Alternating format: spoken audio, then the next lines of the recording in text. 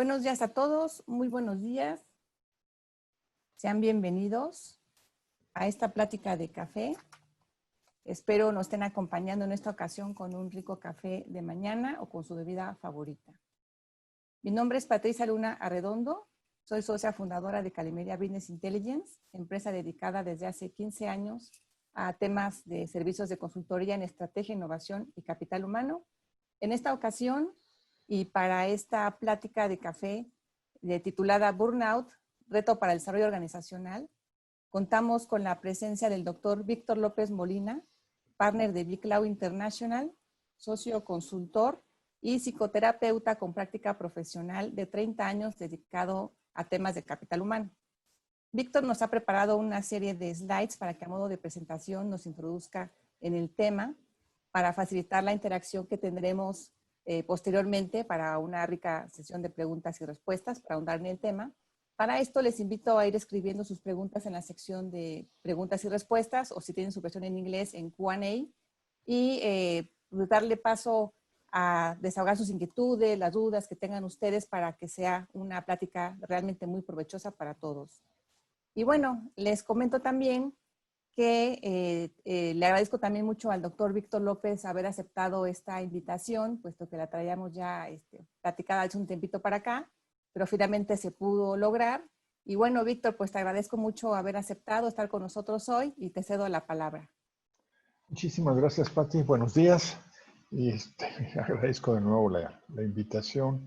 Y la razón de insistir en este tema, es un tema actual, es que ahora con el COVID famoso, la famosa cuarentena, nos haría pensar que el burnout estaría disminuyendo. La realidad es que no es cierto. O sea, el COVID nos está poniendo una nueva realidad que nos está poniendo diferentes panoramas, diferentes versiones, podemos decirlo de alguna manera, del burnout, puesto que la gente que antes estaba yendo a la oficina con un horario determinado y que lo excedía, en la actualidad con el COVID ya no tiene horarios, los límites están bastante difusos en un momento dado y la gente está trabajando más de lo que trabajaba antes. Así es que voy a ayudarme con unos slides para poder facilitar la presentación y al final estos slides quedan a disposición. Creo que esto va a estar grabado, así es que vamos a poder estar teniendo esto a disposición de todos. Deseo continuar. Esto, okay. Perdón, ok. No sé si ya están viendo el slide. Pati, no sé si el slide ya está. ¿Lo están viendo? Bueno, Apenas viene entrando, apenas viene. Dice aquí que he compartido las pantallas. Ahí están. ¿Ya está el slide ya en la pantalla? Ya, perfecto. Ok, entonces, bueno, el subtítulo que le hemos puesto a esta presentación es Reto para el desarrollo organizacional. Y es que podemos ver que el burnout, hace una semana tuve el enfoque del punto de vista del individuo y el día de hoy sí gracias a la solicitud de Patti, vamos a enfocarnos a lo que es la organización, a lo que es el desarrollo organizacional. Y veremos que esto es verdaderamente un nuevo reto, ya que al cambiar las condiciones de trabajo, las empresas también tienen que cambiar. Y esto específicamente en el área de recursos humanos, cuando se maneja en forma estratégica, esto implica un gran reto para poder tener una organización que sea atractiva para la gente. Y no que la gente esté trabajando porque no le queda otra en esa organización, sino que sea una organización atractiva. Aquí una cosa importante, y tomo una cita de Bertrand Russell, es que un síntoma que te acercas, decía Bertrand Russell, a una crisis nerviosa, es creer que tu trabajo es tremendamente importante. Y es que muchas veces el trabajo se convierte en un verdadero refugio para la persona que está en una crisis emocional. Una cosa que mencionamos también fue que el burnout se ha actualizado. Y cuando digo se ha actualizado, es que, bueno, la pantalla no se actualiza, no se está moviendo. No sé qué está pasando. No avanza la pantalla. Pati, no sé si me escuchas. No Sí, sé. sí te escuchamos. No se puede mover la pantalla, no se mueve la, la- la presentación. No sé si tú la tengas y la puedas No, no la tengo. ejecutar. Oh, caray. Entonces, déjame ver qué está pasando aquí. Voy a dejar de compartir un segundo. Esto lo habíamos probado. Sí, de hecho probamos, Ok, siempre ya la ley está. de Murphy. Ya está, ya cambió. Ok, ya cambió. Adelante, Vic. Aquí una cosa importante, como veamos fechas, apenas en mayo del año pasado, es decir, apenas un año, la Organización Mundial de la Salud, a través de su 11º reporte del Consejo de Enfermedades, eh, aceptó ya que existe el burnout. Y cuando digo que aceptó ya que existe el burnout, es que el burnout había sido una entidad difusa y que no estaba siendo aceptado a nivel mundial. Actualmente se le ha definido como un síndrome conceptualizado, resultado de un estrés crónico en el lugar de trabajo que no ha sido manejado exitosamente. Y aquí es importante mencionar que cuando se dice conceptualizado, es que realmente el concepto, el síndrome como tal, no se tiene bien definido, sino se ha obtenido a través de diferentes hechos, y esto es lo que ha integrado este síndrome de burnout. Y lo caracteriza por 3 dimensiones: sentimientos de baja energía o estar exhausto, distanciamiento mental con el trabajo, o sentimientos negativos o cínicos, y vamos a ver este punto con respecto al mismo, y reducción en la eficacia personal. Una cosa aquí que es importante cuando decimos reducción en la eficacia profesional es que existen varias versiones de lo que cuesta el burnout, y puede costar desde diferentes puntos de vista. Puede costar desde el punto de vista de costos médicos o puede costar desde el punto de vista de falta de productividad. Los americanos, que les encanta la estadística, mencionan que aproximadamente 500 billones de dólares se pierden exclusivamente en la baja de la productividad, amén de lo que cuestan los servicios médicos, que puede ser otros 700 billones de dólares. Entonces, el costo para las organizaciones es realmente significativo, y de ahí que tenga una importancia. Una cosa que también vale la pena destacar es que la Organización Mundial de la Salud no lo define como una condición médica, sino como un fenómeno ocupacional. Y aquí tenemos un poco de discrepancia, puesto que los que somos médicos vemos continuamente este síndrome del burnout, aunque la Organización de la Salud nos dice que lo que estamos viendo realmente son manifestaciones de otras enfermedades que se van agregando al burnout, lo cual puede tener cierta razón. Y desde el punto de vista práctico, esto obliga a que las organizaciones, al mencionar que es un fenómeno ocupacional, obliga a que las organizaciones pongan un remedio al respecto, y se ha puesto. En México se ha generado una norma el año pasado, se hizo oficial, la norma 035, que es un conjunto de recomendaciones que en México, bueno, las empresas ya empezaron a poner soluciones, básicamente porque debido en México la preocupación máxima es que no me vayan a multar. En España también se ha publicado un muy buen manuscrito sobre estrés laboral, publicado por el Ministerio del Trabajo, que son 2 buenos documentos que se pueden obtener como recomendaciones de los factores higiénicos, que veremos un poco más tarde. Creo que esto es... Ok. El concepto que en lo personal manejo desde el punto de vista clínico es que es un agotamiento progresivo, mental, físico y emocional, acompañado de importantes cambios en el comportamiento. Y esto es bien importante de destacar, es que existen cambios en el comportamiento de la persona, cambios en el comportamiento que se van a manifestar, como decía bien la Organización Mundial de la Salud, por un cansancio emocional, una despersonalización y una afectación en la realización personal. Esto fue escrito por Cristina Maslach, psicóloga social, y fue realmente la que inició todo este movimiento y que actualmente sigue en boga. Y como veremos en los siguientes slides, Cristina Maslach sigue activa, y el año pasado, a finales del año pasado, publicó un magnífico artículo al respecto a las necesidades y responsabilidades de las organizaciones. ¿Cuál es el enfoque que vamos a tener en esta presentación? Vamos a tener 2 enfoques, un enfoque individual y un enfoque de la organización. Voy a tocar brevemente el enfoque individual, ya que es importante destacarlo, pero insisto, vamos a enfocarnos más en las organizaciones.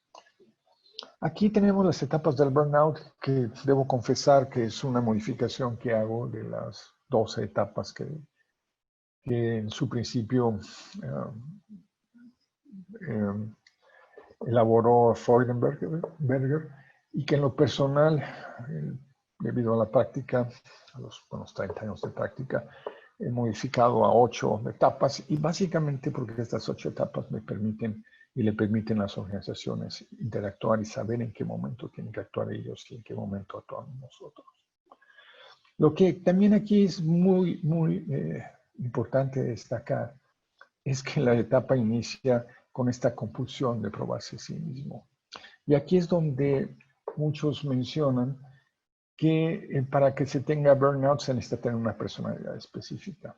Y sí, lo hemos notado que estas personas que los americanos definen como achievers son las personas que generalmente tienen este síndrome o que lo presentan más rápidamente, que son estas personas que no dan el 100%, sino dan arriba del 100% y que están obsesionadas por tener éxito.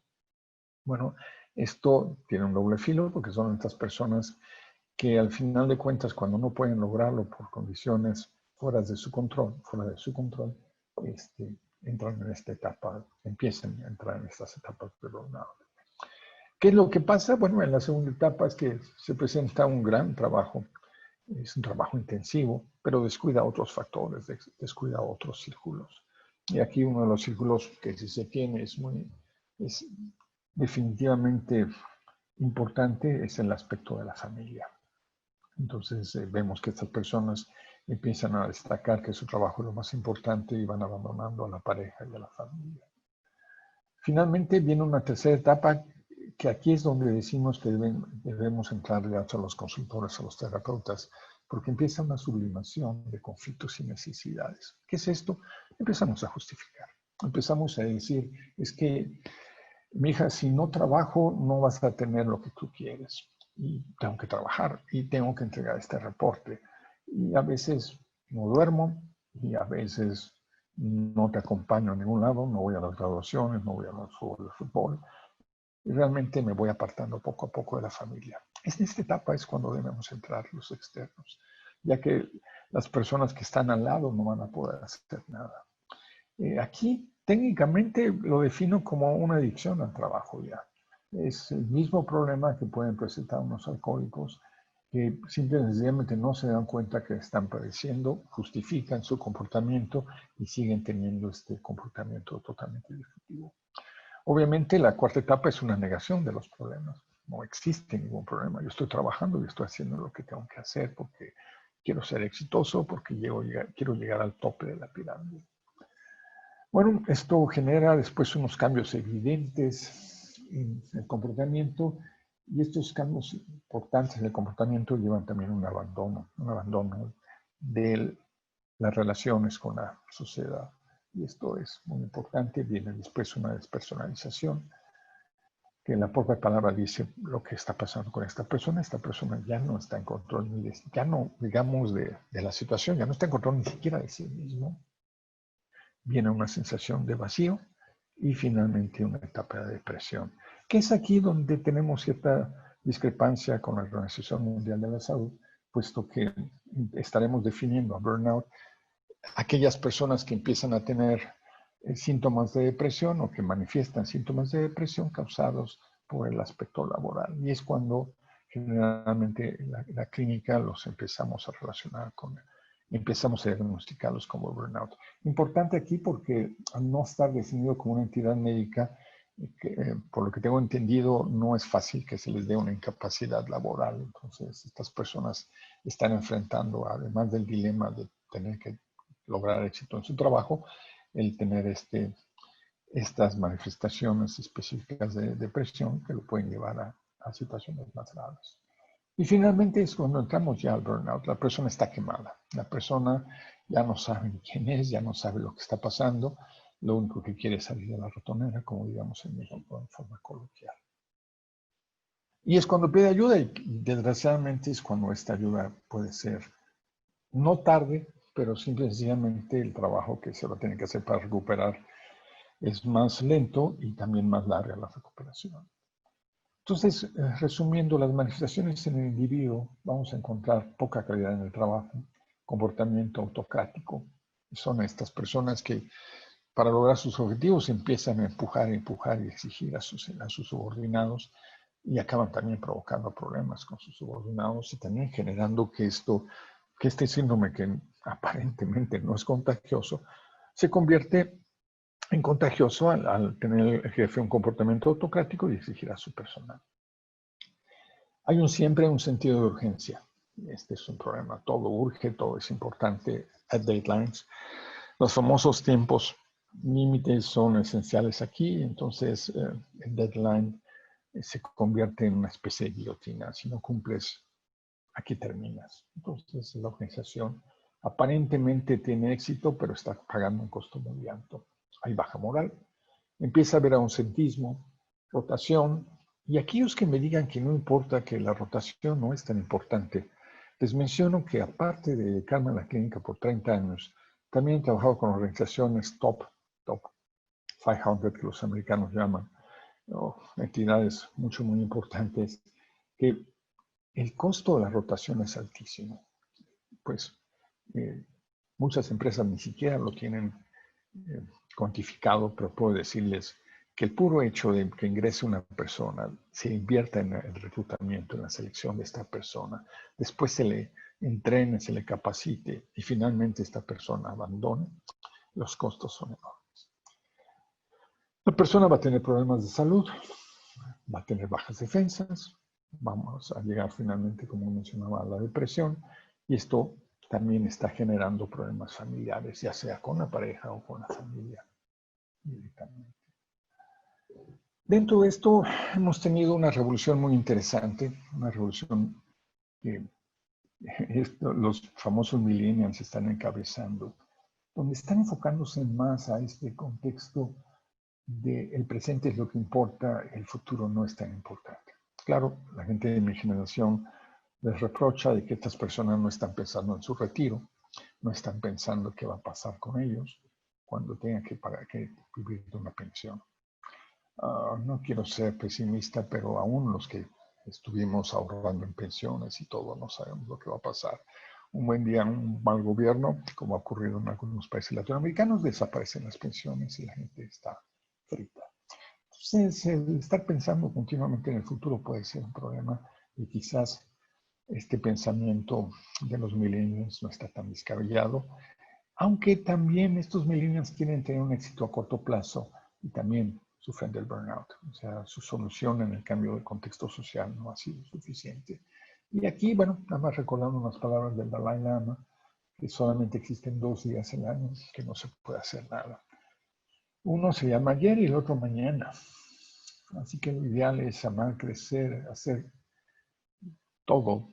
Y en el día de hoy principalmente es vivir. Esto para muchas gentes, mucha gente, les causa conflicto. Sin embargo, finalmente si quieren tener una recuperación rápida, van a tener que pensar en que sus pasos tendrán que ser enfocados siempre al presente. Alternativas para la solución para el individuo. Si se meten al internet van a encontrar muchísimas. Pasan desde establecer rutinas de ejercicio, te les recomienda que hagan aeróbicos, que vayan al gimnasio, lo cual no es malo, esto cuando menos mejora su salud física. Se les recomiendan también técnicas de relajación, meditación.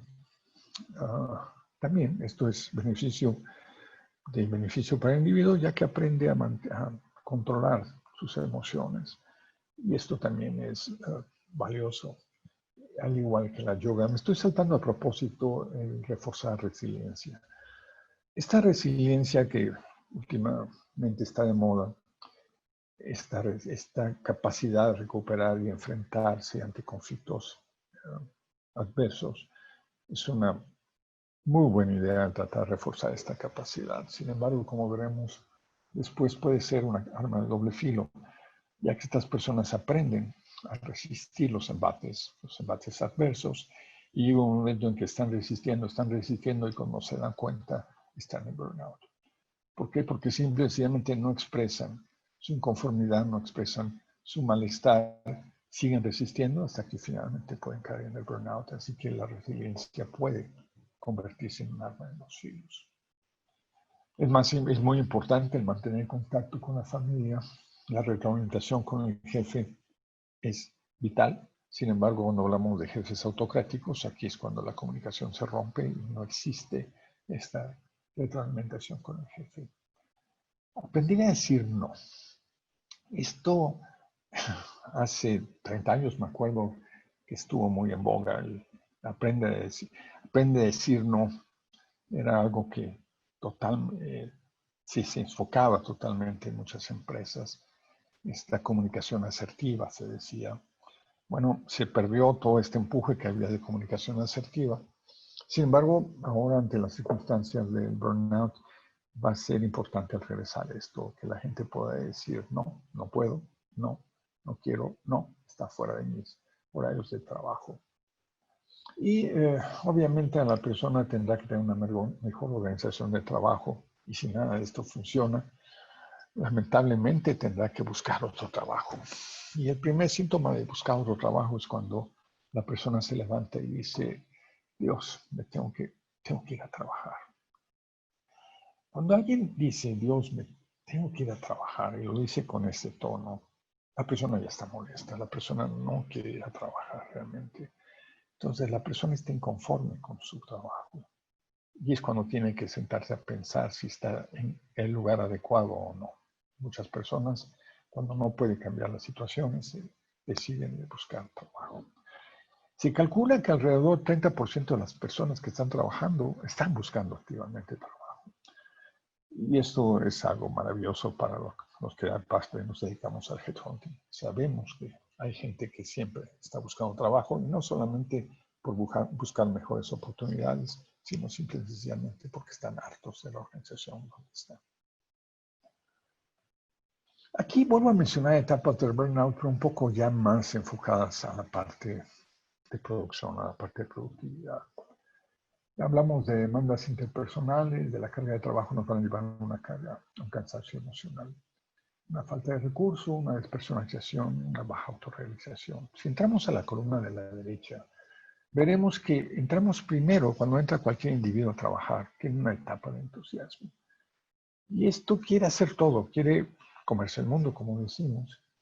Pero después viene cuando empieza a enfrentarse a situaciones de falta de recursos o falta de apoyo, en una etapa de estancamiento. Una etapa de estancamiento que puede durar un par de años. Después lleva finalmente una etapa de frustración que se va acelerando. Esta frustración lleva a una apatía, donde la persona llega a trabajar porque tiene que llegar y no por otra razón. Y finalmente, cuando esta apatía o inclusive el comportamiento cínico no funcionan, finalmente llega a las etapas de burnout. Etapas de apatía, vayan a cualquier oficina burocrática y van a encontrar estas etapas de apatía donde la gente está ahí porque no le queda otra. Y la atención al cliente es pésima. Y finalmente, bueno, van a lograr la jubilación con un gran costo para la organización y un gran costo social para el resto de la población, puesto que los servicios son siempre malos.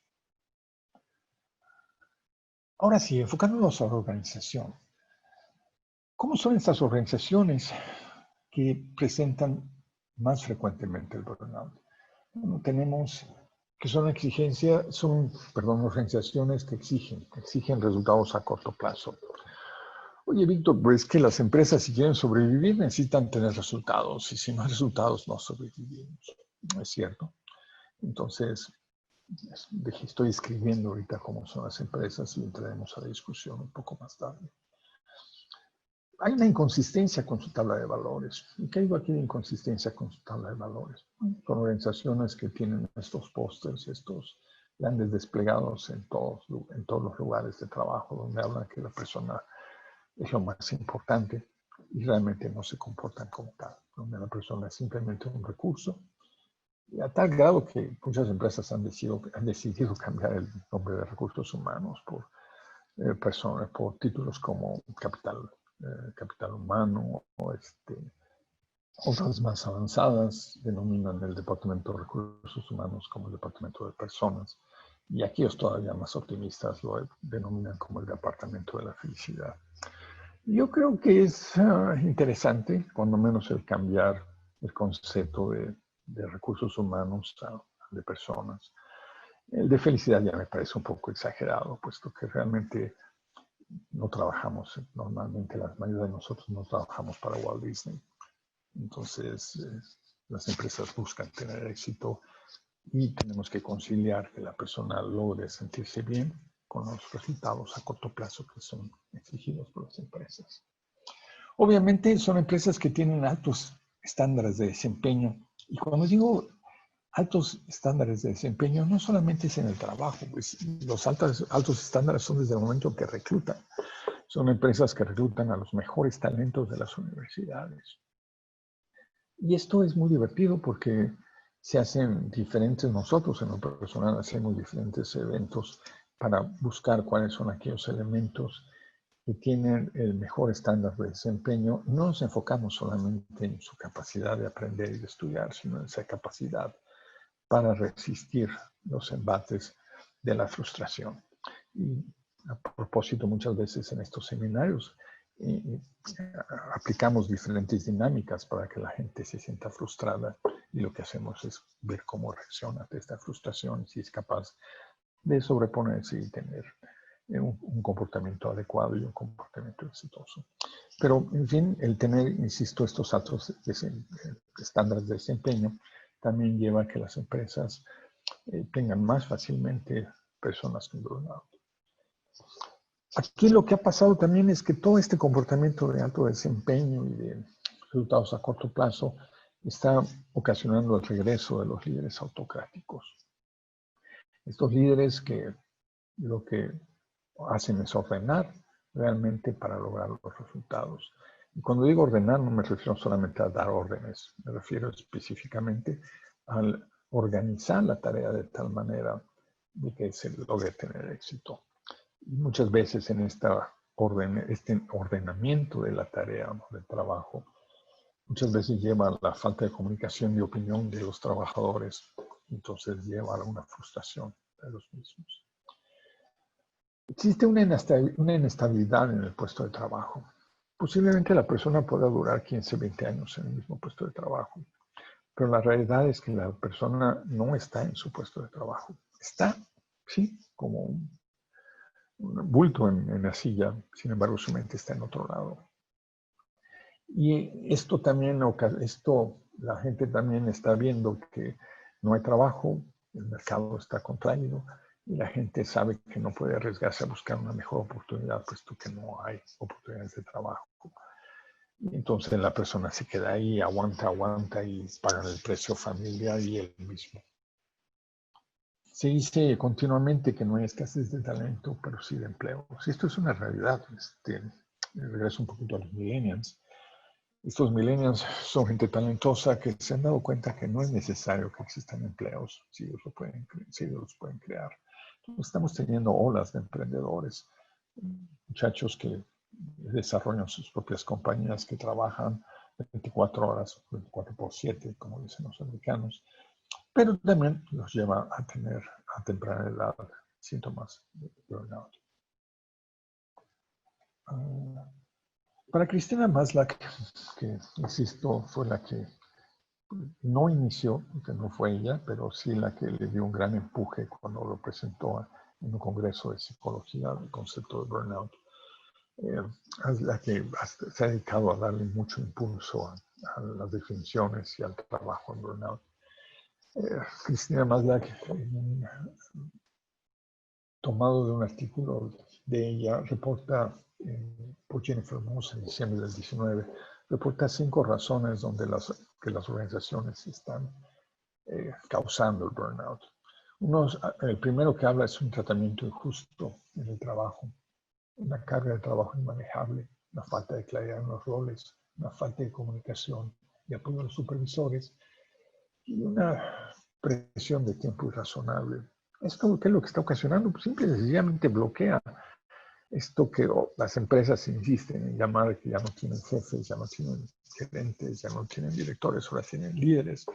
La realidad es que si tienen cualquiera de estos 5 factores que menciona Maslow, el liderazgo está bloqueado y por lo tanto no existe liderazgo como tal, sino que existe un líder autocrático, existe un orden, y aquí insisto, ordenamientos, órdenes para cumplir un trabajo, pero no existe una real participación de los empleados en el trabajo. Y cuando digo empleados, no me refiero solamente al nivel de dependientes, me refiero también a los mismos directores y a los mismos gerentes que finalmente son empleados.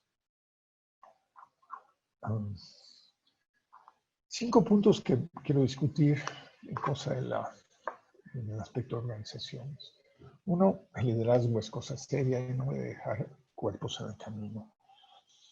Cuerpos en el camino me refiero, coloquialmente, no debe dejar muertos. En el hecho de que no es que las organizaciones maten definitivamente, pero sí dejan en un estado de total inhabilitación a la persona. Entonces, la persona se convierte en un verdadero zombie. Entonces, el liderazgo debe ser un liderazgo que impulse, que motive, y no que deje cuerpos en el camino para lograr el éxito, sus resultados. Las estrategias organizacionales poco claras y mal comunicadas llevan un esfuerzo excesivo. Estoy de acuerdo que el mercado es cambiante, y esto es innegable. Sin embargo, aquellas empresas que continuamente están cambiando sus políticas, continuamente están cambiando sus estrategias, lo único que logran es llevar un agotamiento a su personal. E insisto, el agotamiento los va a llevar a que, lejos de alcanzar sus resultados, estén perdiendo dinero. Y estén perdiendo dinero de una forma totalmente imperceptible, ya que, si bien es cierto, lo que están buscando es, al final de cuentas, si lograron la meta, si lograron las ventas, si lograron posicionarse donde querían, la realidad es que el costo ha sido alto y si voltean van a encontrarse que ya no tienen al personal trabajando al 100%, ni tampoco convencidos de lograr lo que la empresa quiere. La falta de comunicación entonces genera incertidumbre en los equipos. No solamente es el cambiar de estrategias continuamente, sino el no comunicarlas. Muchas veces el director, el líder sabe lo que quiere, pero solamente él sabe lo que quiere. Dice, bueno, si yo sé lo que quiero, no importa, los demás me tienen que seguir. No, sí importa. Tienen que estar convencidos de que están de acuerdo con lograr este éxito que quiere el líder. Y si están convencidos, van a ayudarlo. Si no están convencidos, solamente lo van a seguir. Y el seguir no es positivo. El seguir es exclusivamente el hacer el mínimo esfuerzo para lograr lo que me está pidiendo. La pasión puede ser el camino más corto al burnout, se dice por ahí. Y esto es real. La persona, entre más apasionada esté para lograr el éxito, más dispuesta está a perder, más dispuesta está a sacrificar, más dispuesta está a pensar que lo más importante es lograr lo que quieren, el éxito económico o el éxito de posición, y lo que no importa es la familia, y puede sacrificarla o inclusive a la pareja. Cuando viví en California, mencionaba hace algunos días que recordaba el Double Income No Kids, los NICs, estas personas que buscaban parejas que tienen doble ingreso, que les permite tener un mayor poder adquisitivo y que no tienen hijos, porque los hijos pueden representar un gasto y también una distracción para lograr los resultados. Esto en mi época ya se había ido desapareciendo poco a poco, se regresó a las familias buscando hijos y había un cambio evidente. Sin embargo, estamos regresando otra vez a los DINs, y no solamente en California, sino también a nivel mundial. Estamos viendo que las parejas no buscan hijos. Si antes una pareja en los 20 estaba teniendo los hijos, actualmente son parejas que en los 30 es cuando está empezando a tener los hijos, simple y sencillamente porque no siente que tenga la estabilidad económica para tener hijos. La resiliencia, como decía, es una herramienta de doble filo, puesto que esta persona que aprendió a sobreponerse a la adversidad, pues aprendió también a manejar cierto tipo de emociones. Y este tipo de manejo de emociones puede suprimirlas también. Y al momento de suprimir, la persona ya no le importa tener el compartir con los demás. Ya no le importa la convivencia, lo que quiere es lograr los resultados. Un artículo interesante también de agosto del año pasado, también publicado por Harvard Business, es un artículo de Tomás Chamorro, que es muy directo cuando dice que para prevenir el burnout hay que contratar mejores jefes. Y esto habla del que Chamorro lo dice claramente, de que muchas empresas contratan superstars, superestrellas, personas que logran los resultados, pero a un costo muy alto. En nuestro trabajo que tenemos también de headhunting, muchas veces insistimos con las empresas de que lo que tiene que subrayarse cuando se contrata a un directivo no solamente son los resultados, sino tiene que investigarse y evaluarse cómo los logra. Hay empresas que no les importa, hay empresas que están dispuestas a meter un líder autocrático en su organización con tal de lograr los resultados. Los logra a corto plazo. Sin embargo, a largo plazo, el costo, insisto, es muy alto. La empresa acaba perdiendo este ejecutivo, puesto que es un ejecutivo que está acostumbrado a lograr resultados a corto plazo y una vez que los logra, puede saltar a otra empresa. Entonces, insisto, hay que tener mucho cuidado en esta parte. Y la parte de la resiliencia, pues son estas personas que pueden sobreponerse a la adversidad y que, insisto, empiezan a bloquear otro tipo de necesidades y son estupendos para focalizarse en resultados. Sin embargo, no estoy en contra de la resiliencia. Hay que fortalecerla, pero hay que tener cuidado de que no sea la mejor excusa para tener un liderazgo autocrático o soportar un liderazgo autocrático. Cuando menciono que hay desajuste en el trabajo persona, hablo de este conflicto de valores. Hace algún tiempo me decían, y muchas veces he tenido pláticas donde me invitan a platicar de la escasez de talento. La realidad es que no hay escasez de talento. Hay malas empresas. Una empresa que esté bien reconocida a nivel público, todo el mundo quiere trabajar en esa empresa. Sin embargo, aquellas empresas que tienen mala fama, ya sea por un maltrato a los trabajadores o por una mala compensación o por definitivamente una falta de ética, son empresas que les cuesta trabajo conseguir personal.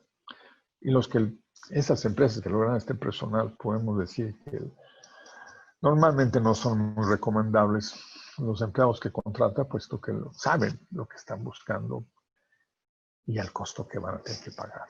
Entonces, si son empresas que tienen un comportamiento poco ético, definitivamente lo único que van a lograr es personal que tenga una poca ética en su trabajo y no va a ser muy recomendable. Son empresas que inclusive el empleado que trabaja, el directivo que trabaja para esas empresas, cuando busca cambiar hacia otro lado, prácticamente el mercado lo rechaza. Entonces, hay que tener mucho cuidado cuando existe un conflicto de valores de las empresas con el conflicto de valor de la persona. Cuando existe una comunicación bloqueada o cerrada, también estamos en problemas. Muchas veces la comunicación se convierte exclusivamente en poner en el tablero los objetivos que se quieren. Se hace una junta de estrategia donde participan los directores y nada más. Entonces muchas veces no se permea, no se baja en cascada la comunicación y lo que resulta es que la parte de abajo nunca se entera de lo que se está buscando. ¿Hay sobrecarga de trabajo? Sí, actualmente hay muchísima sobrecarga de trabajo y curiosamente cuando no se está en la oficina actualmente. Mencionaba al principio que el COVID está cambiando las condiciones de trabajo y este es un hecho. Las personas actualmente trabajan más horas que antes.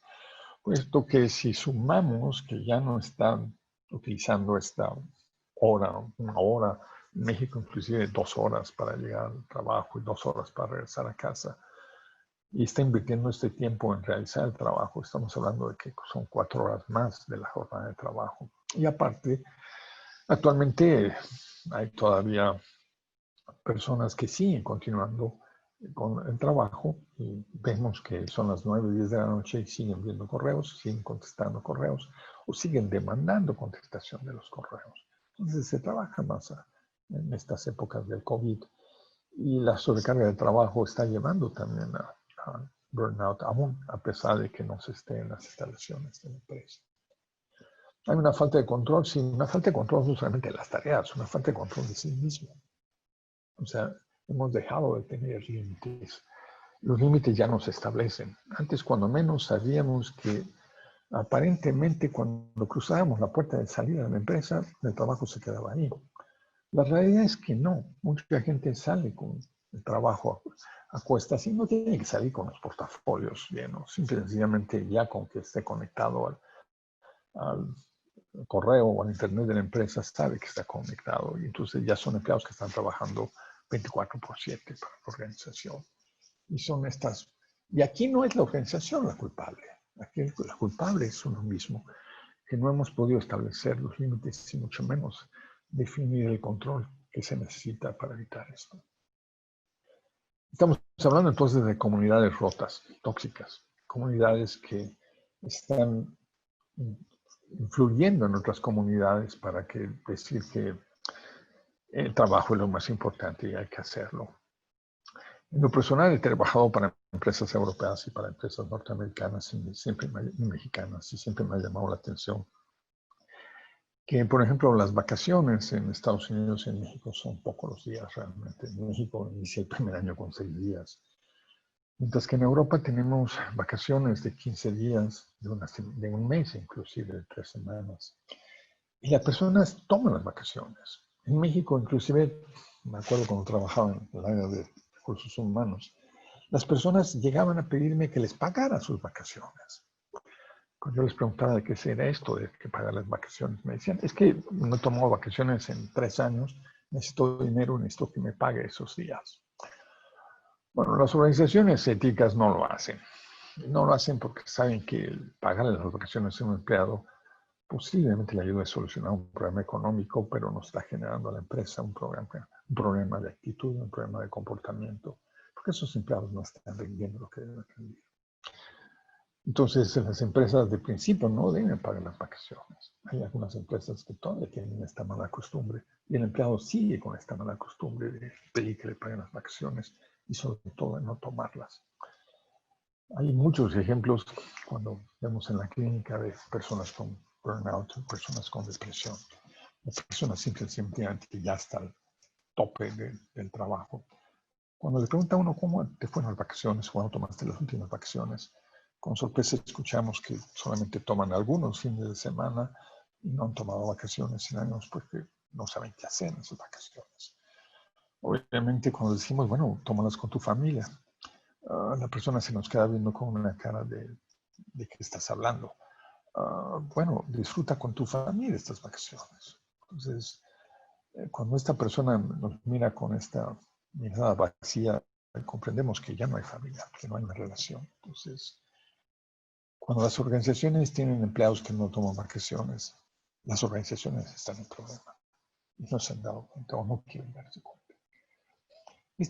Hay otro sentimiento de inequidad, y sentimiento de inequidad no me refiero solamente al aspecto de compensaciones, porque curiosamente cuando hablo de sentimiento de inequidad, todo el mundo nos habla de que, bueno, aquí tenemos un departamento que ve compensaciones y sabe que hay una equidad interna. No me refiero a esta equidad interna. Entre paréntesis, siempre la he cuestionado, puesto que para las empresas siempre va a haber estrellas y siempre va a haber gente que haga un trabajo y las estrellas se pagan mejor que los que no hacen, que los que hacen un trabajo cotidiano. Y me voy al ejemplo de los deportes profesionales. Precisamente en un deporte, en un equipo profesional de fútbol, de básquetbol, llamen lo que quieran, a las estrellas se les paga muy por arriba del resto y no hay aparente equidad. Sin embargo, los equipos saben lo que está pasando porque la persona que está ganando más es aquella persona que está teniendo un liderazgo que los lleva al éxito y el resto del equipo lo acepta. Una serie hace poco, curiosamente, que ahora que estamos con el COVID podemos ver maratones de series, es Last Dance, un documental sobre los últimos años de Michael Jordan, este excelente basquetbolista, quizás el mejor basquetbolista que ha existido, donde es muy interesante ver la reacción del equipo, cómo el tipo se comporta como se comporta como una verdadera primadona. Y al equipo no le gusta, más el equipo sigue jugando porque sabe que va a tener éxito, va a tener los campeonatos. No es el mejor ejemplo de liderazgo, pero recomiendo que lo vean, puesto que va a llevar a que la primera pregunta que se hace uno es, evidentemente, es Last Dance, se refiere solamente a Michael Jordan, porque el resto del equipo no existe. Existían 2 jugadores más, pero en el documental se habla de ellos, en algunos episodios un poco más, pero volvemos al punto de que no hay equipo, simple y sencillamente hay una gran estrella, y es cuando las empresas tienen que pensar si quieren estas grandes estrellas y atenerse al hecho de que no van a tener sentimientos de equidad, porque no han sido capaces de distribuir adecuadamente el trabajo. La compensación insuficiente, aquí no estoy hablando, insisto, totalmente del aspecto de que me pagas poco, sino simple y sencillamente ni siquiera me reconoces. El reconocimiento es muy importante. El reconocimiento pensamos que se hace con el aspecto económico solamente. Y el aspecto económico es bien importante. Sin embargo, el hecho de que podamos agradecer o que me tomes en cuenta es parte de esta compensación que estás haciendo. O sea, el reconocer que pues vamos un poco al deporte, aceptar que lograste anotar un gol porque anotaste una canasta, porque yo te di el pase para que lo hicieras y me lo estás agradeciendo. Esto es parte de esta compensación que la gente debe sentir. Áreas de oportunidad entonces para la organización. Bueno, de nuevo déjenme regresar a los años 50, a finales de los años 50 con Herzberg. Me vas a decir, oye, Víctor, ¿estás hablando de la administración del siglo pasado? Sí, curiosamente sí, pero no todo lo viejo era malo. De hecho, hay cosas que están viejas que deberían recobrarse. Y una de estas es estas teorías de 2 valores, de esta teoría bipolar que tenía Herzberg, de que hablaba de factores motivacionales y factores de higiene, donde mencionaba que si se tienen factores motivacionales es muy bueno, definitivamente las empresas van a salir adelante. Pero si no se tienen factores de higiene corregidos, la empresa va a sufrir, no va a poder motivar. Por ejemplo, un factor de higiene es el hecho de que se tengan instalaciones inadecuadas, instalaciones que tengan un amontonamiento de personas con esta moda de las cuadras o de las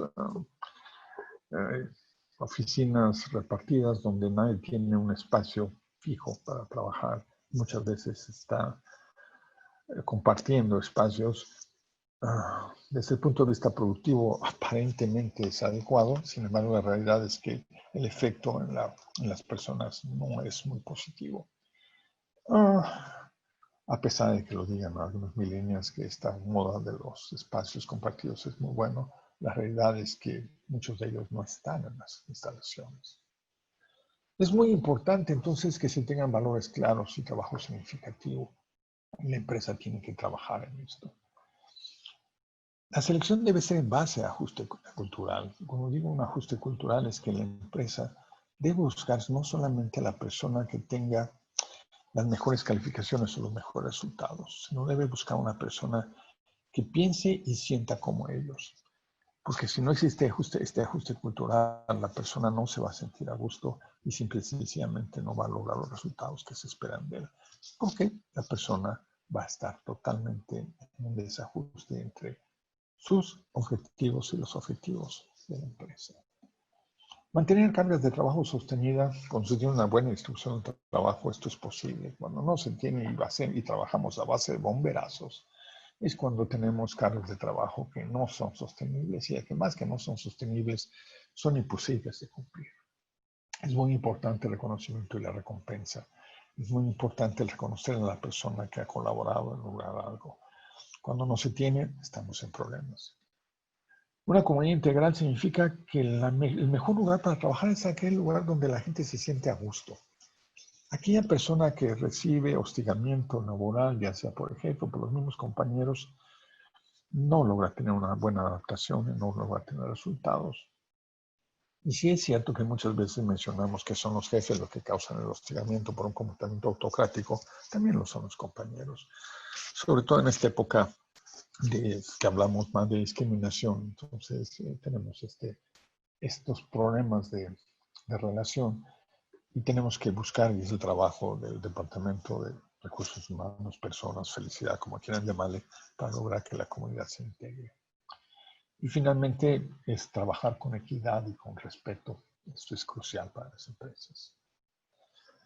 Entonces, mencionar que el alto desempeño es consecuencia directa de la integración balanceada de los factores fisiológicos, mentales y emocionales. Aquí, cuando puse quería poner una fotografía. Al principio busqué una fotografía donde tuviera este grupo de atletas que demostraban el gran trabajo en equipo. Todos tuvieran un cuerpo atlético, todos fijos en los resultados. Sin embargo, la realidad es que las empresas es como en esta foto. El trabajo hay de todos colores y sabores.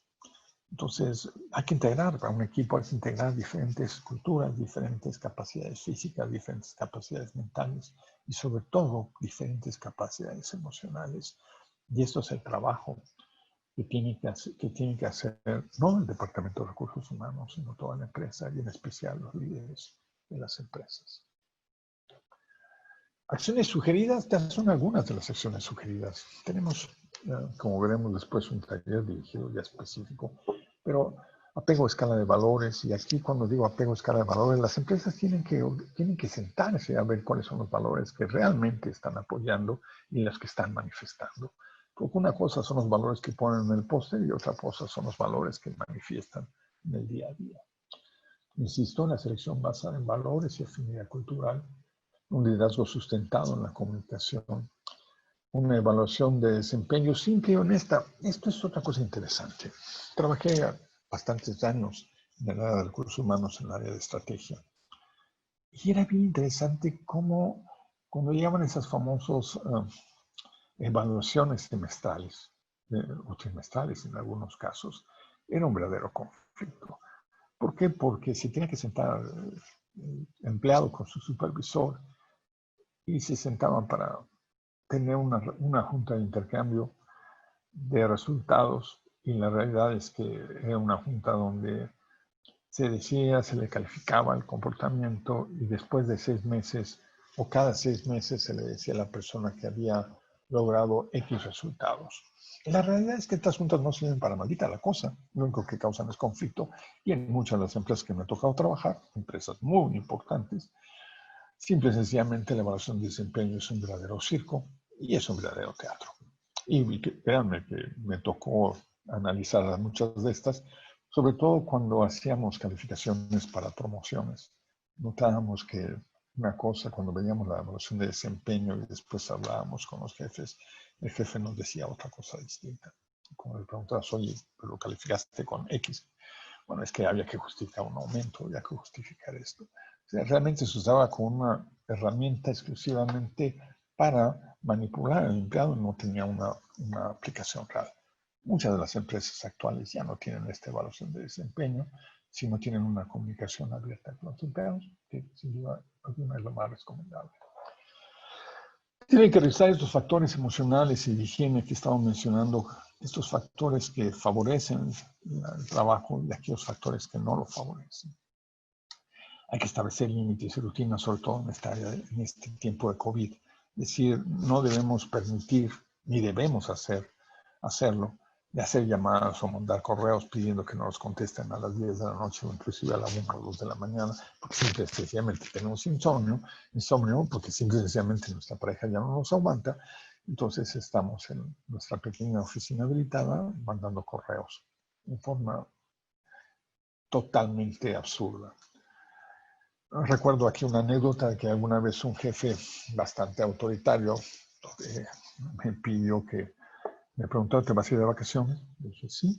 ¿Te das cuenta que estamos en una época difícil? Le digo, sí, pero desde que entré estamos en épocas difíciles. Por eso me contrataste, para buscar solucionar esta parte de la dificultad de la situación. Así es que no me espanta que estemos en una época difícil y mi equipo está lo suficientemente organizado para poder actuar. Entonces me decía, bueno, entonces está bien, déjame tu teléfono. Agarré, me saqué mi teléfono, ya había celulares, de esos tabiques todavía, Saqué el tabique, se lo dejé sobre la mesa y dije, ok, me voy. Entonces me quedó bien, me dijo, no seas chistoso, no quiero el tabique, quiero que me dejes tu teléfono donde vas a estar. Dije, no, te dejo mi teléfono con todo gusto, más no te puedo decir dónde voy a estar, porque voy a estar con mi familia y no me interesa que me interrumpas. Obviamente establecimos una relación de pésima comunicación y finalmente acabé saliendo yo. Y curiosamente al año del Zagabos también acabó saliendo el director.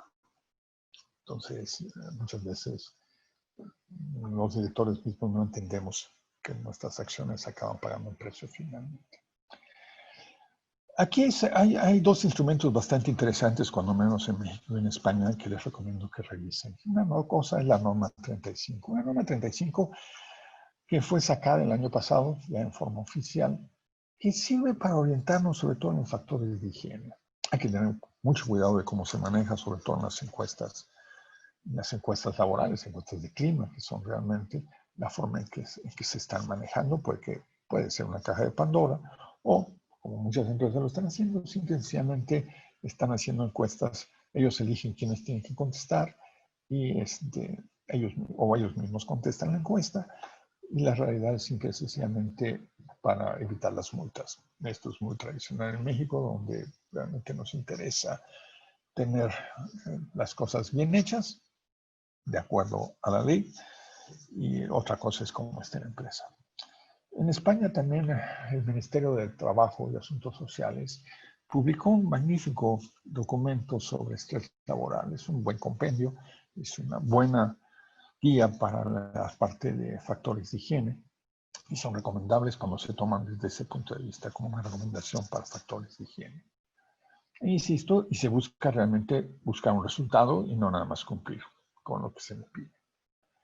Y muchas veces es importante que se establezca la retroalimentación con alguien externo al departamento o inclusive externo a la empresa. Estamos hablando de los famosos coaches o mentores.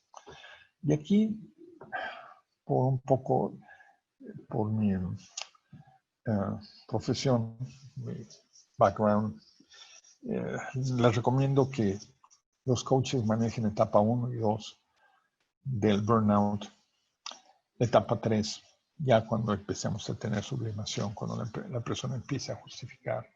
Es importante que se busque ya ayuda profesional de una persona que tenga experiencia en aspectos de la salud.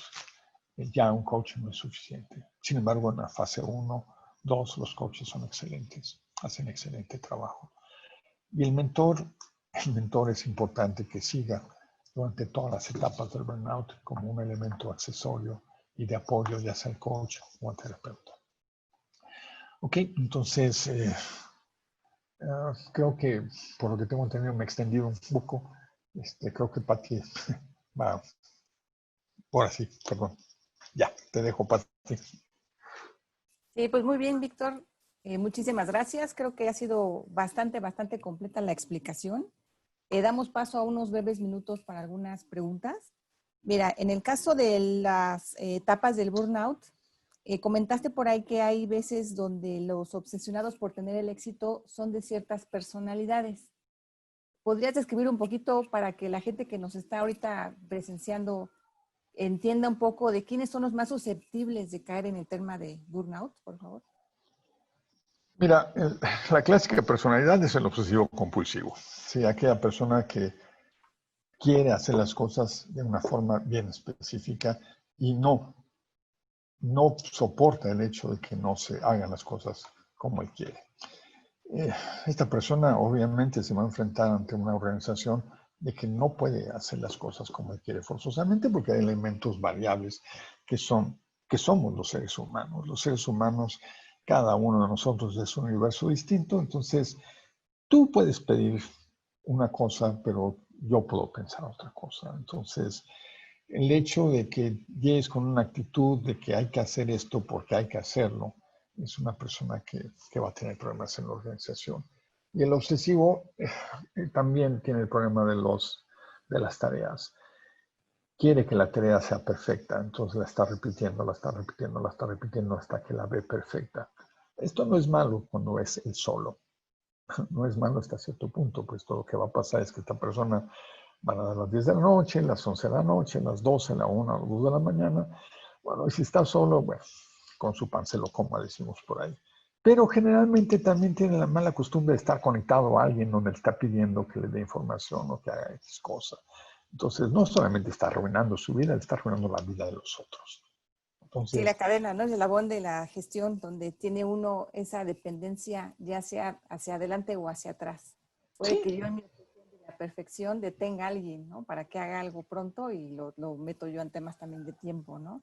Otra sí, pregunta también. pero antes, les recomiendo que vean este documental que está en Netflix, no es comercial, aunque obviamente sí lo es, sobre Last Dance, el último baile de Michael Jordan. Y ahí vemos este tipo de personalidad, una personalidad totalmente perfeccionista, obsesivo.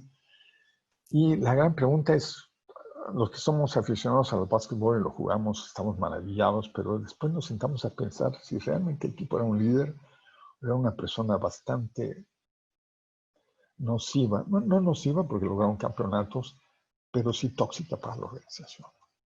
Okay. Muy Entonces, bien. Clarificando el alcance del puesto, hay muchas empresas y sabemos que las descripciones de puestos existen para cumplir un requisito precisamente en temas del ISO, ¿no? De los estándares de calidad. Pero esas descripciones de puestos o no están completas o correctas o ya están viejas, obsoletas. Y muchas veces las personas que buscan desarrollo profesional, que buscan dar siempre algo adicional a lo que su puesto dice, pues toman otros roles, otras funciones y va creciendo la envergadura de alcance del puesto. En ese caso, ¿cómo ayudaría a una organización o los líderes a que aquellas personas con alto potencial para que no frustren su trayectoria, para que no se pierda el talento, puedan encauzar los esfuerzos a las cosas que realmente son significativas en la ejecución del puesto? ok, primero, la descripción de puesto no solamente es obsoleta, ya no existe. O sea, es mentira que me digas que hay una descripción de puesto. Cuando hacemos trabajo de headhunting, lo primero que le pedimos a la organización es que nos diga qué tiene que hacer. Cuando se lo pedimos al directivo, que es con el que trabajamos, lo primero que hace es decirle a recursos humanos, dale la descripción de puesto. El de recursos humanos se nos queda viendo con una cara de, bueno, aquí la tienes. Entonces uno ve la descripción de puesto y una de dos, o es una lista de buenos deseos, o es una lista totalmente obsoleta donde nos dicen, bueno, es que aparte de lo que dice esto, tienen que hacer esto, y esto, y aquello, y lo otro. La realidad es que las organizaciones son totalmente dinámicas, por eso digo que la descripción de puestos es algo que pues, yo no sabía que todavía existiera, Todavía solamente existen, para, de hecho son bueno, muy útiles para también el tema de la NOM 35, pero sí nos hemos dado cuenta que no le dan la seriedad, están siempre obsoletas, viejas y nunca coinciden con lo que realmente hace la persona, a ver, curiosamente. aquí vamos a tener una discusión muy divertida. Yo entiendo que las entidades legales exijan tener ciertos documentos para sostener el hecho de que se está haciendo algo. Lo mismo, digamos, la norma CO35 que los famosos ISOs. Ya no sé, yo me quedé en el ISO 9001, no sé cuántos, si existen más números, no tengo idea. Pero sí, las empresas de repente les entró la moda de que había que hacer los ISOs y cumplir, y se llenaron una serie de requisitos tremendos. Después vino otra organización más inteligente, digo más inteligente para generar dinero y que me perdonen los de Best Place to Work, donde también las organizaciones les entró el gran deseo de vamos a meternos a Best Place to Work y nos van a calificar. Claro, esto significa un negocio para Best Place porque hay que pagar por pertenecer a esta lista. O a la de expansión, todo esto no es gratis, hay que pagarlo. Entonces, la gente se esmeraba en llenar papelitos. Alguna vez nos contrató una empresa para decir, oye, queremos estar en Best Place to Work y ayúdanos para que la gente haga esto. Cuando empezamos a trabajar nos dimos cuenta que ellos decían que la comunicación era de arriba para abajo y que todos los empleados estaban comunicados. Ok. Tuvimos una reunión con el directivo y el directivo juraba y perjuraba que él era una persona abierta y que él comunicaba a todo el mundo. Nos juntamos con la persona en este caso se llamaba de personas, y nos confesó de que, bueno, sí, ellos tenían una junta con el personal y se les daba la información de los resultados y se les decía lo que habían hecho, se les contaban las mejores historias posibles y la gente le pasaban videos, toda la gente estaba feliz. La realidad es que cuando empezamos a hacer el trabajo un poco más a fondo, nos dimos cuenta de dos cosas. No se permeaba toda la información, puesto que la empresa tenía un sindicato, y el sindicato curiosamente era bastante fuerte y progresivo, ¿eh? O sea, era un sindicato que realmente estaba haciendo algo por la empresa. Raro, pero sí, estaba haciendo algo para la empresa. Y lo que menos quería los directivos es que el sindicato se enterara de lo que estaban haciendo en forma real. Entonces decías, bueno, ¿cómo quieres que los sindicalizados cooperen si tú no les estás dando la información? Entonces decía, no, es que a ellos no les puedo dar la información. Ok, estamos hablando de que de 3,000 empleados que eran, más o menos 2,000 eran sindicalizados. Entonces ya había 2/3 partes que no sabían lo que estaba pasando, aunque él decía que sí, el director. Y los 1,000 restantes se les da una información a cuentagotas. Entonces, sí, en México somos muy dados, y en muchos países también, porque me ha tocado trabajar en otros países, somos muy dados a tener en papelito una cosa y otra cosa. La realidad, la descripción de puestos, déjame regresar. La descripción de puestos es un documento que me lo dan cuando entro, lo guardo en el cajón y nunca lo vuelvo a ver. Porque mi jefe me va a pedir, bueno, olvídate de esto y vas a hacer esto, esto, esto y esto. ¿Cómo se debe trabajar? Así. Cuando el jefe se sienta conmigo y me dice, mira, ya tienes la descripción de puesto, sí, guárdala y la sacas cuando llegue el nuevo. O cuando digan su sucesor, se la entregas. Nada más. Nada más cambia la fecha para que parezca actualizado. Pero vas a hacer esto, esto, esto, esto y esto y esto. O sea, en el momento en que el jefe se sienta con su subordinado y le explica lo que necesita, esa es la mejor descripción de puesto que tienes. Y además de que es la mejor descripción de puesto que tienes, es el inicio de la comunicación entre el jefe y subordinado. Lo ideal es que esa comunicación siga, que no nada más sea el primer día de trabajo, sino que cada semana, cada mes, haya esta retroalimentación de, oye, ¿cómo voy? Pues vas bien, vas mal. Si estás en ventas te lo van a decir, porque ahí sí los resultados son puntuales. Si estás en otra área nunca te lo van a decir, entonces después de 6 meses tienes una evaluación de desempeño donde te van a decir, de acuerdo a los objetivos que tenías, ¿cómo te fue? Porque es el pago de bonos al año. ¿Cuáles objetivos? Bueno, no cumpliste, ¿eh? Sí, Oye, claro, las sorpresas de siempre, ¿no? Falta esa no, clarificación del ¿cuáles alcance. objetivos? ¿No te acuerdas que en el 1492, cuando tomamos las carabelas y decidimos ir a Asia, pues llegamos al Caribe americano, así que, pues, sorry, pero no tienes bono porque no llegamos y no cumplimos, no llegamos a Asia, donde queríamos llegar, llegamos a América. Había un maldito continente que se nos puso en medio y no llegamos. Entonces, no tienes derecho a bono. O sea, yo no entiendo si Cristóbal Colón les dio a sus marineros una descripción de puesto, pero la descripción de puesto es, bueno, no remen, pero bueno, sí, supongo que en etapas tenían que remar, remen y suban y bajen las velas como sea necesario y ya llegaremos a algún lado. Bueno, eso parece una burla, pero muchas empresas todavía lo siguen haciendo. Muchas empresas abordan el barco, la carabela, y se lanzan a donde el viento los lleve. A veces son exitosos porque hay buen viento. En esta época donde no hay viento, sorry, si no saben a dónde van, no van a tener éxito. Y si quieren que todos remen, avísenles a todos que tienen que remar. Los vikingos usaban un tamborcito para pegar el tamborcito para que todo el mundo entendiera el ritmo. ¿Sí? Eso también es una muy buena, esto parece absurdo, pero es una muy buena descripción. Tienen un tamborcito para que todo el mundo Sí, que es sepa el ritmo. el ejemplo, ¿no? El poder del ejemplo. Sí, este famoso walk the talk es muy bueno, o esta administración por recorrer los pasillos. O sea, el clásico factor de higiene. Oye, es que la cafetera lleva 2 meses, déjate la cafetera, el aire acondicionado desde hace 2 meses no funciona. El director no está enterado, pero que el día que el director se le ocurre bajar a la oficina o bajar del baldala, posiblemente si tiene 7 pisos, generalmente los directores están en el último piso, están en el penthouse. Cuando bajan al segundo piso, pues se dan cuenta que China hace mucho calor aquí. ¿Qué está pasando? Es que no sirve el aire acondicionado. ¿Desde cuándo? Desde hace 2 meses. Pues arréglenlo.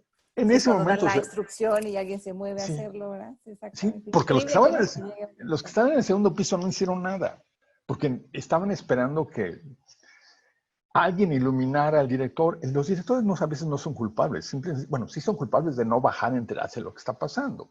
Sí, pero hay alguien Pero, responsable de eso que no tiene que ser el director, ¿no? Pero exacto, debería haber un responsable y la gente debería tener la capacidad de poder acercarse al director y decirle, oye, no sirve el aire acondicionado, ¿sí? Mira, por ejemplo, nosotros alguna vez teníamos oficinas en México, en Estados Unidos, en España. Y me acuerdo muy bien un día que llegó un nuevo director y dijo que nada más íbamos a trabajar las horas, porque había life balance. Entonces, nada más íbamos a trabajar 9 to 5, 9 a 5. En México todos nos quedamos viendo como diciendo, ¿de qué estás hablando? Pues de 9 a 5. Pues dile al director que no, si él no se va a las 5, nadie se va. Porque si lo primero que pasa, si el empleado se le ocurre a pasar la puerta a las 5 de la tarde y el director sigue ahí, pues el muchacho ya no la va a contar para mañana. Entonces, bueno, empezando porque dice convencer. Bueno, en España se llegó al ridículo, bueno, no al ridículo, fue bastante listo por parte de la gente de recursos humanos, era en verano precisamente, esas épocas donde todavía gente en oficina en verano en España. Decidió apagar el aire acondicionado precisamente de todo el edificio a las 5 en punto. No sabes, a las 5:15 ya todo el mundo estaba afuera, porque el calor era insoportable en todo el edificio. Claro, sí, son a veces esos mecanismos para obligar a la gente a ser productivo y poder tener un horario sano, ¿no? Sí. Ahora, Ahora, muchas aquí con lo veces, que comentaste ya me respondiste otra de las inquietudes que era el ambiente físico, ¿no? Del tema del ejemplo que pusiste con el aire acondicionado.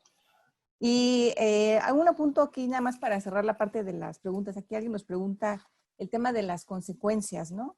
Tú mencionaste que es una afectación a la persona. A veces se utiliza la inteligencia emocional, pero en vez de tenerla en pro de mejorar, lo que se hace es mitigar ciertas emociones para sobrevivir, usando una resiliencia en un sentido distinto a lo que debería de ser, ¿no? Y eso afecta pues la salud, las relaciones interpersonales para la organización, etcétera, ¿no? La pregunta en específico es, ¿cómo puedo hacerle yo para poder mejorar una condición que yo empiezo a sentir como de burnout? primero tienes que hacer lo mismo que eres un adicto al trabajo, lo quieras o no aceptar. Lo primero es reconocer que tienes esta adicción. Y, ok, cuando tu adicción es propia, es decir, cuando tienes esta obsesión por hacer el trabajo, bueno, tienes que reconocerlo y tienes que reconocer que posiblemente estás afectando, no solamente a tu familia y a tus hijos, sino posiblemente también a tus empleados. Eso es lo primero que tienes que hacer, reconocerlo y tratar de cambiarlo. Si estás en el otro lado, si estás resistiendo una situación de trabajo inadecuada y tus esfuerzos van a tener que ser enfocados a mejorar estas condiciones de higiene. Decir, si si mi jefe no me está oyendo, voy a tener que insistir en que mi jefe me oiga. Voy a tener que pararme en su oficina y decirles que necesito hablar contigo. Si después de 2 veces el jefe no me quiere hacer caso, lo que tiene que hacer es presentarse al área de recursos humanos y decir, ¿sabes qué? Tengo un problema de comunicación. Dentro de 2 meses, 6 meses, 8 meses me vas a hacer una evaluación o vas a pedir una evaluación de desempeño. Mi jefe va a sentar conmigo para decirme que no hemos tenido una comunicación cuando yo se la he pedido. Entonces, nada más te aviso, ¿sí? Y acto seguido, manda currículums a todas las empresas que se te ocurran. ¿Por qué?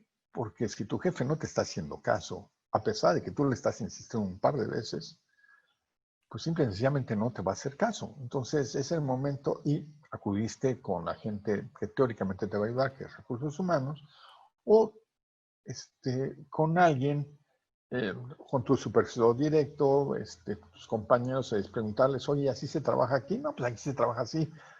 El jefe nunca comunica y siempre nos exige resultados. Entonces lo siguiente que vas a ver es que por algo te contrataron y te contrataron muy posiblemente para sustituir una vacante que había porque alguien se fue.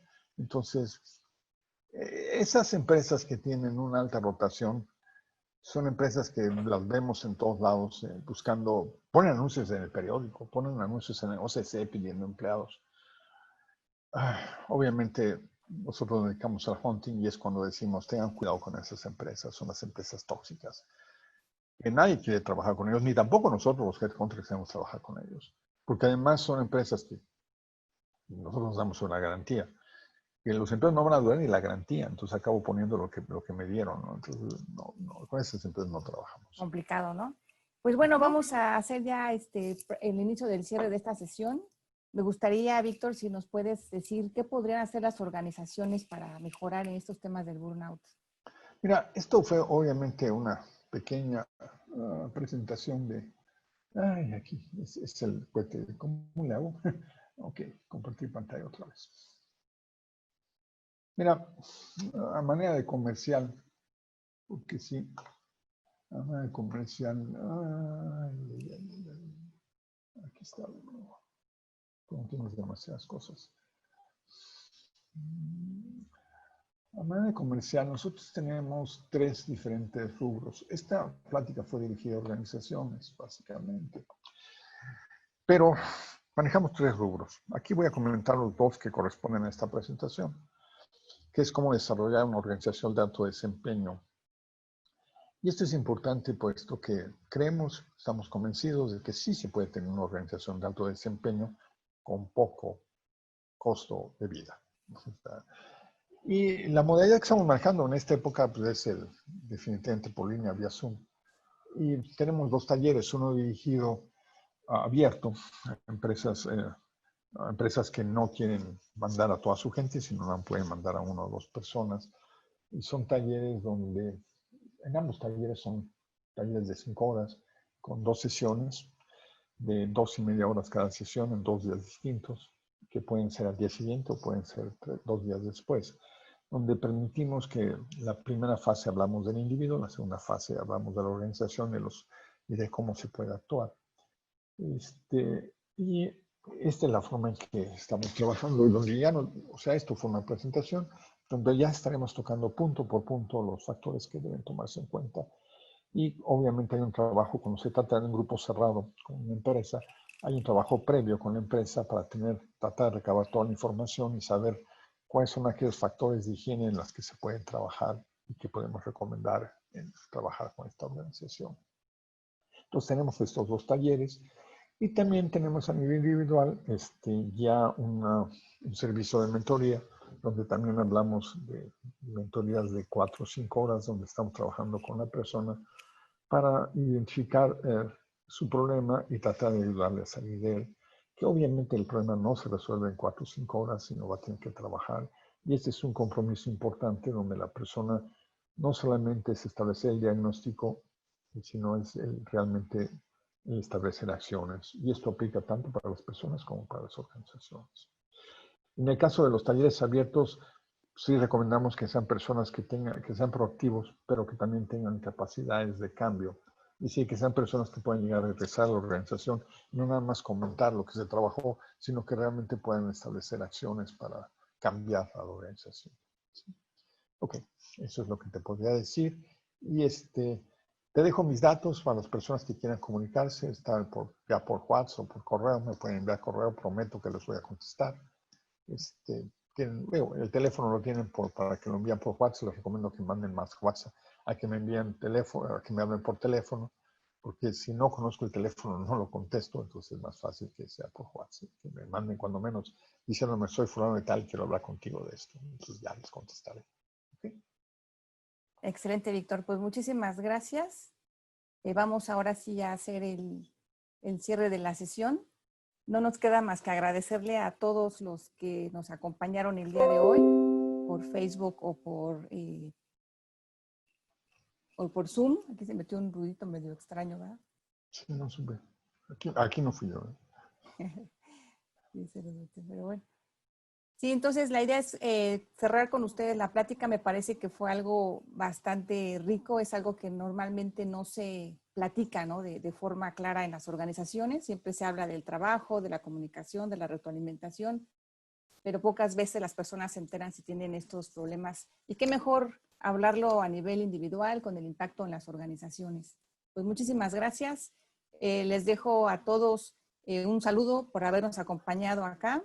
Les comento que la liga de la repetición de esta plática de café va a estar disponible en nuestras redes sociales, tanto en Calimeria Business Intelligence como en Biclao International. Y les dejo aquí también un anuncio de nuestros bootcamps que estamos ya abriendo en este mes y para el próximo también. Tenemos el de la NOM 035, el de entorno laboral, organizacional.